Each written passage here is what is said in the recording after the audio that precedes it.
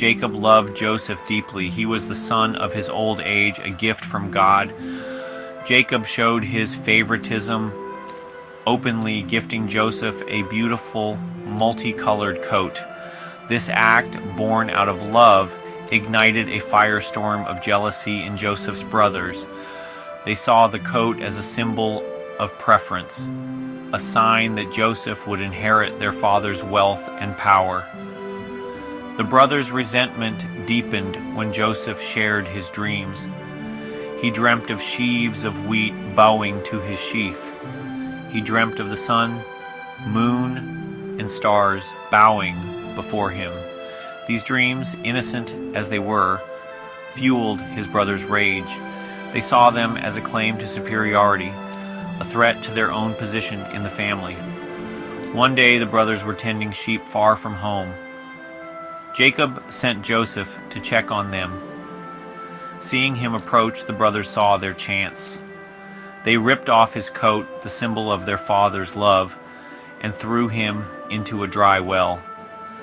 Then a caravan of traders passed by.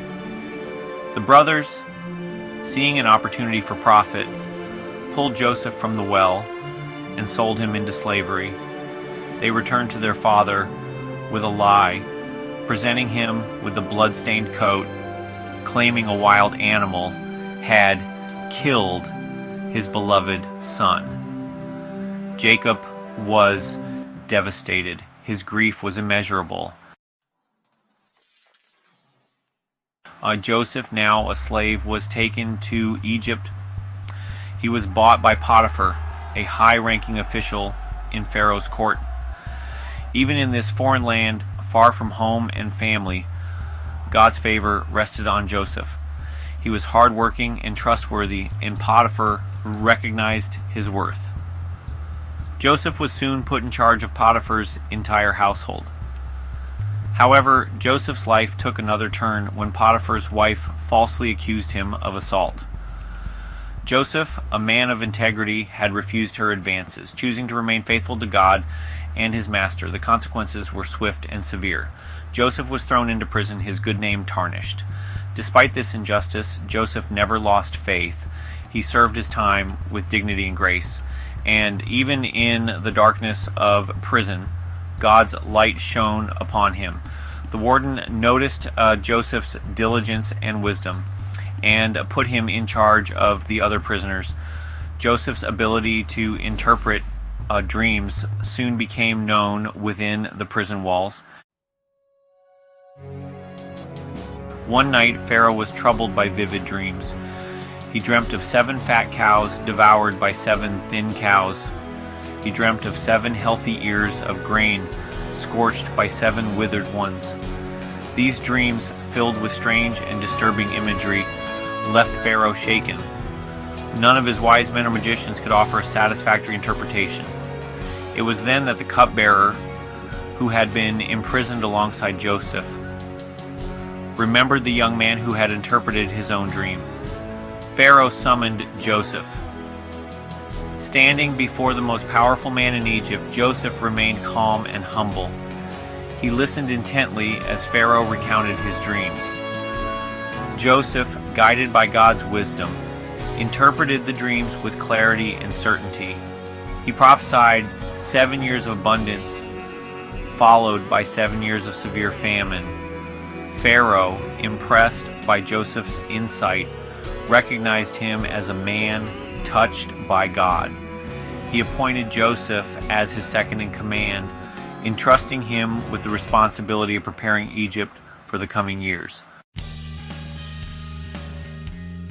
The years of plenty came and went, just as Joseph had predicted. He oversaw the storage of vast quantities of grain, ensuring Egypt would be prepared for the lean years ahead. Then the famine struck. It spread far and wide, reaching even the land of Canaan, where Joseph's family resided. Word reached Jacob that there was grain in Egypt. He sent his sons, Joseph's brothers, to buy food. When they arrived at the palace, they bowed low before the powerful governor, unaware that he was the brother they had betrayed. So many years ago. Joseph recognized his brothers instantly. However, he also recognized an opportunity to test their hearts, to see if they had changed. He spoke harshly to them, accusing them of being spies. He demanded they bring their youngest brother, Benjamin, as proof of their honesty. The brothers, desperate to save their family from starvation, agreed. Joseph's heart ached for his family, especially for his younger brother Benjamin. He longed to reveal himself to them, but knew the time was not yet right. When his brothers returned to Egypt with Benjamin, Joseph set a trap, planting a silver cup in Benjamin's bag. He then accused Benjamin of theft, mirroring the false accusation that had landed him in prison. Judah, the brother who had once suggested selling Joseph into slavery, now stepped forward. He pleaded for Benjamin's release, offering himself as a slave in his place. This act of selflessness, this willingness to sacrifice himself for another, showed Joseph that his brothers had truly changed. Overcome with emotion, Joseph could no longer conceal his identity. He revealed himself to his brothers, tears streaming down his face. The brothers were stunned, filled with guilt and shame, but Joseph, filled with God's grace, offered them forgiveness.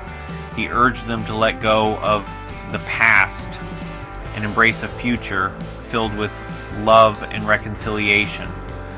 Joseph brought his entire family to Egypt, where they settled in the land of Goshen.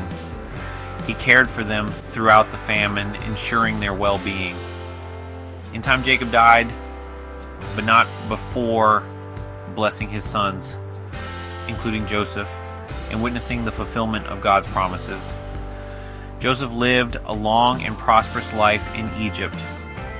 He forgave his brothers, demonstrating the transformative power of grace.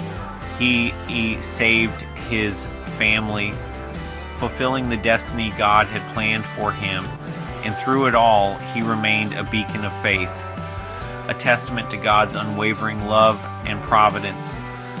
Even in the darkest of times, even when faced with betrayal and hardship, Joseph's story reminds us that God is always with us, working all things together for good.